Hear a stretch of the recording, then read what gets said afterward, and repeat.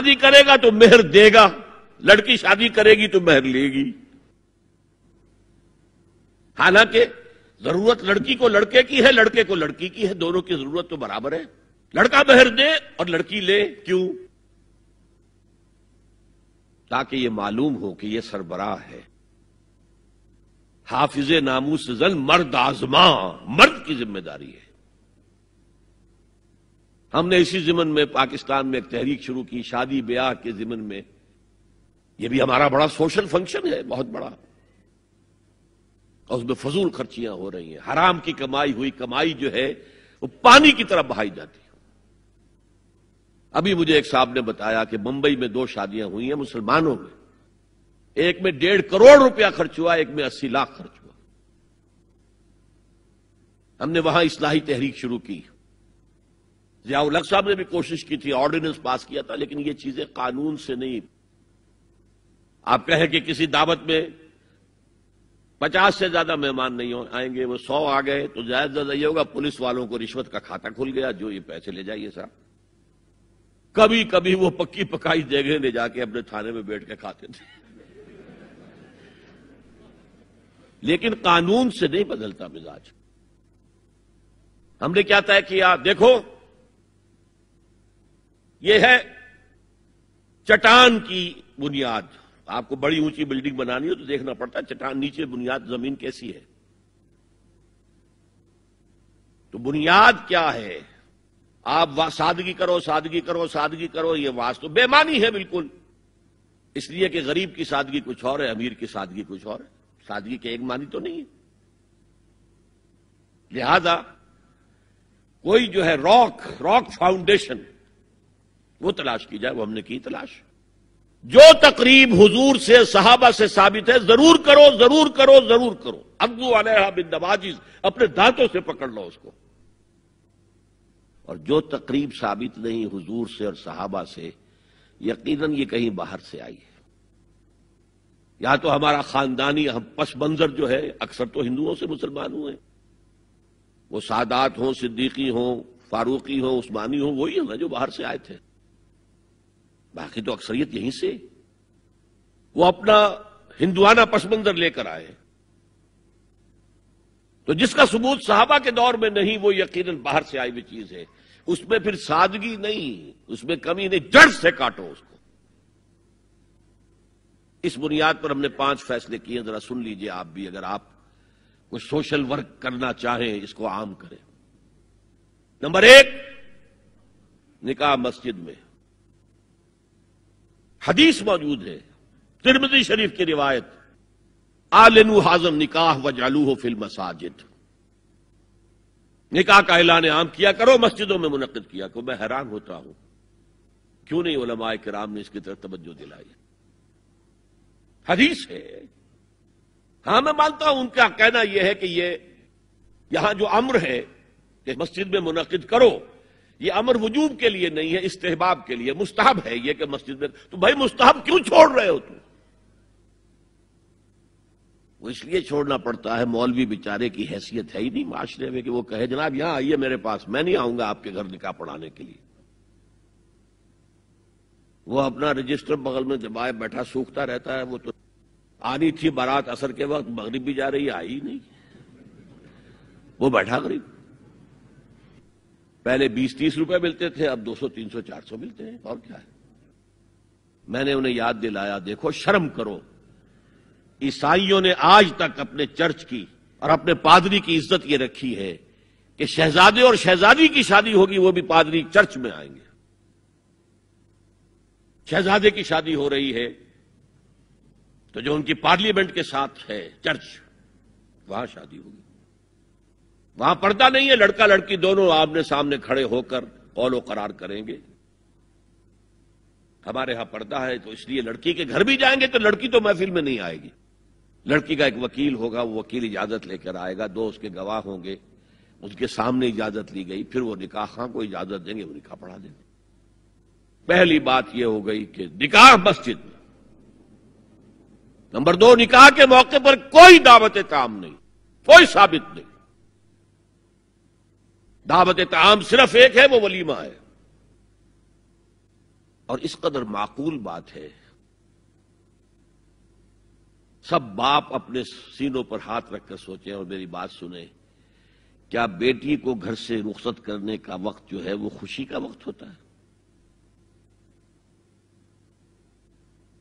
جب بیٹی گھر سے جا رہی ہو، کوئی جانور بھی آپ قربانی کے لیے، کوئی مینڈھا کو بکرا لے آئیں 8-10 دن پہلے اور بچے مانوس ہو جائیں تو وہ جب آپ ذبح کرتے ہیں تو پچھاڑے کھاتے ہیں کہ نہیں بچے؟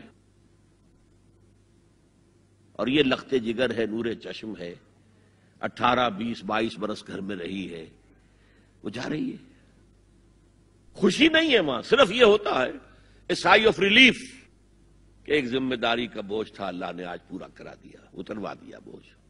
پھر بھی اندیشہ ہوتا ہے، پتہ نہیں مزاج ملے نہ ملے، نئے ماحول میں جا رہی ہے، وہاں جا کر ایڈجسٹ ہو یا نہ ہو، اندیشے پھر بھی ہوتے ہیں ذہن کے اندر۔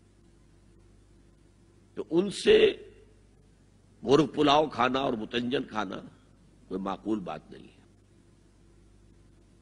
معقول بات کیا ہے؟ لڑکا، اس کا گھر آباد ہوا ہے، وہ ولیمہ کرے، اس پر باقاعدہ احادیث اولبو ولو بشاتن، ولیمہ ضرور کرو چاہے ایک ہی بکری ہو تمہارے پاس، ذبح کرو، کاٹو، کھلاؤ گوشت اپنے دوستوں کو، احباب کو۔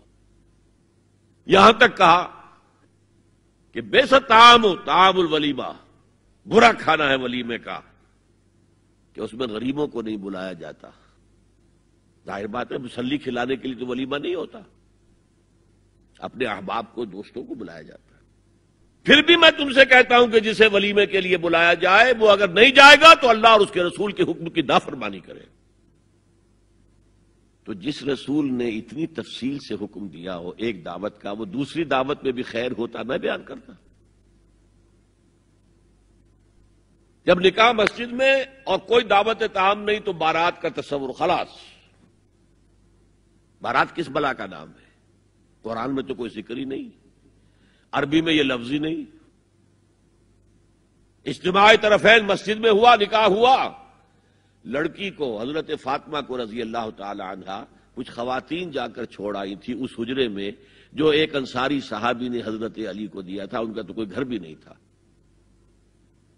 کوئی حضرت علی آئے ہوں اور آ کر وداع کرا کے لے کے گئے ہوں، کچھ بھی نہیں۔ چوتھی چیز، جہیز کا کوئی تصور اسلام میں نہیں، خالص ہندوانہ رسم، خالص ہندوانہ رسم، خالص ہندوانہ رسم۔ ہندوؤں میں کیوں ہے؟ وہ اس لیے ہے، معقول بات ہے کہ لڑکی کا وراثت میں کوئی حصہ ہے ہی نہیں، وہ تو جب گھر سے نکل رہی ہے کچھ دے دلا کے رخصت کر دو، دان دہیج، یہ خیرات ہے، لڑکی کا حق کوئی نہیں ہے گھر پر۔ اسلام میں تو لڑکی وارث ہے، والد فوت ہوں گے وراثت تقسیم ہوگی، والدہ فوت ہوں گی کوئی ان کی ہے ملکیت وہ تقسیم ہوگی۔ شادی کے موقع پر کوئی جہیز اسلام میں نہیں، قطعاً نہیں۔ غلطی سے حضرت فاطمہ کے جہیز کو جہیز کہہ دیا گیا، وہ جہیز کیا تھا؟ ایک پیسہ بھی حضور کے اپنی جیب سے نہیں تھا۔ اس شادی میں خاص بات کیا تھی کہ دولہا کے ولی بھی حضور ہی ہے، اور کون ہے؟ علی کا کون تھا مدینے میں؟ اور دلہن کے والد بھی حضور ہیں۔ اب حضور پوچھتے ہیں حضرت علی سے، تمہارے پاس مہر دینے کے لیے کچھ ہے؟ عرض کیا میرے پاس تو کچھ نہیں۔ وہ فقراء صحابہ میں سے تھے۔ فرمایا مہر تو دینا ہے، تمہارے پاس ایک زرہ ہوتی تھی؟ جی ہاں زرہ تو ہے۔ انہوں نے یہ سمجھا زرہ تو جہاد کے لیے ہے، کوئی وہ دولت تو نہیں ہے۔ فرمایا جاؤ اسے بیچو یا گروی رکھ کے قرض لے کر آؤ۔ وہ گئے، حضرت عثمان نے خرید لی، اور کچھ دنوں کے بعد واپس کر دی ہدیتاً، یہ زرہ میں ہدیہ آپ کو کر رہا ہوں۔ اس وقت اگر کہتے چھوڑو علی، کہاں تو لو میں پیسے دے دیتا ہوں تمہیں، تو ان کی طبیعت پر بار ہوتا۔ اس پیسے سے حضور نے کچھ پیسے گھر بھیجے اندر، دلہن کو ذرا تیار کر دو، اور کچھ پیسوں سے وہ ایک گدا جس میں کھجور کی کھال بھری ہوئی تھی، اور 2 تکیے جس میں کھجور کی کھال بھری ہوئی تھی، ایک مشکیزہ، کنویں سے پانی تو لانا ہی ہے نا، ایک چکی جو ہو یا گیہوں ہو پیسنا تو ہے نا، کوئی ایک دو برتن اور اللہ اللہ خیر صلی اللہ، یہ تھا جسے جہیز کہتے ہیں، جس میں ایک پیسہ بھی حضور کا شامل نہیں ہے۔ وہ حضرت فاطمہ کا مہر تھا جسے بنایا گیا، ورنہ مدینے ہی میں دوسری آپ کی صاحبزادی کا نکاح حضرت عثمان سے بھی ہوا، کہیں ذکر ہے جہیز کا؟ حضرت عثمان کا گھر بھرا ہوا، ہر چیزیں موجود، وہاں تو جہیز کا تذکرہ نہیں۔ بہرحال یہ شادی کو آسان کرو، زنا کو مشکل بناؤ۔ یہاں شادی کے لیے 9 من تیل ہوگا تو رادھا ناچے گی، ورنہ یہ کہ بڑی ہو رہی ہے، عمر ہو رہی ہے، سب کچھ ہو رہا ہے، لیکن کچھ تقاضے تو ہے نا، آخر کچھ تو کرنا ہوتا ہے نا، آخر کچھ نہ کچھ لوگوں کو تو کھانا کھلانا ہی ہوتا ہے نا، بارات تو آخر آئے گی ہی نا، کچھ نہ کچھ تو دینا ہی ہوگا، کچھ جوڑے کپڑے، کچھ یہ۔ اسلام کا فلسفہ جو میں نے 4-5 باتیں آپ کو بتا، فلسفہ یہ ہے کہ لڑکی کے باپ پر ایک پیسے کا بوجھ نہیں، اس نے لڑکی پال پوس کے تمہارے حوالے کر دیا، اب اور کیا چاہتے ہو تم؟ سارا مرد آزماں مرد آفرین، مرد کو چیلنج دیا ہے، تم مرد ہو، مہر تم دو گے۔ اور سب سے بڑھ کر کیا ہو رہا ہے آج کل بھی ہوتا ہے، وہ ہمارے ایک کچھ کام ہوتے ہیں اسلامی، وہ بھی ہے، کچھ وہی ہندوانہ پس منظر۔ نکاح کی محفل میں چھوارے کون لے کے آتا ہے جی؟ لڑکے والے۔ اور پلاؤ کن سے کھاتے ہیں بھائی؟ جس کو تمہیں مرغ پلاؤ کھلا رہا ہے وہ چھوارے نہیں بانٹ سکتا تھا؟ یہ ہے اسلام اور غیر اسلام کا امتزاج۔ چھوارے لڑکے والے لے کر آئیں گے اور پھر دعوت اڑائیں گے لڑکی والوں کی طرف سے۔ میں نے سنا ہے، میں اس کی تصدیق نہیں کر سکتا، کہ میوات میں جو مسلمان تھے، جو شدی کی تحریک جن پر چلائی گئی تھی، اور بہت سے لوگ شدی ہو بھی گئے تھے، اور اس فتنے کے مقابلے کے لیے مولانا محمد الیاس رحمۃ اللہ علیہ نے یہ تبلیغی سلسلہ شروع کیا تھا۔ وہاں سنا ہے کہ یہ ہوتا تھا، ایک تو نام بھی آدھے ہندوانہ آدھے مسلمان، اب شادی کرنی ہے، اچھا مولوی جی کو بلا لو، بول پڑھا دیں، لیکن وہ کہتے یہ بول پڑھانے سے یہ ہو گیا شادی؟ یہ تو سمجھ میں نہیں آئی۔ پھر وہ کہتے تھے پھیرے بھی ڈلوا لو۔ اب لڑکی کی چادر اور لڑکے کی چادر میں گرہ لگے اور پھر وہ سب کے سامنے 7 چکر لگائیں، تب تو پتا چلا کہ بات پکی ہو گئی، ورنہ یہ کہ قبول کر لیا بس۔ واللہ عالم یہ لطیفہ ہے یا واقعہ ہے، لیکن یہ مجھے سنایا ہے بعض لوگوں نے کہ یہ وہاں ہوتا تھا، اطمینان نہیں ہوتا تھا، یہ بول کہنے سے بات ہو گئی۔ بہرحال اب میں آ رہا ہوں تیسرے موضوع پر، اس کا تعلق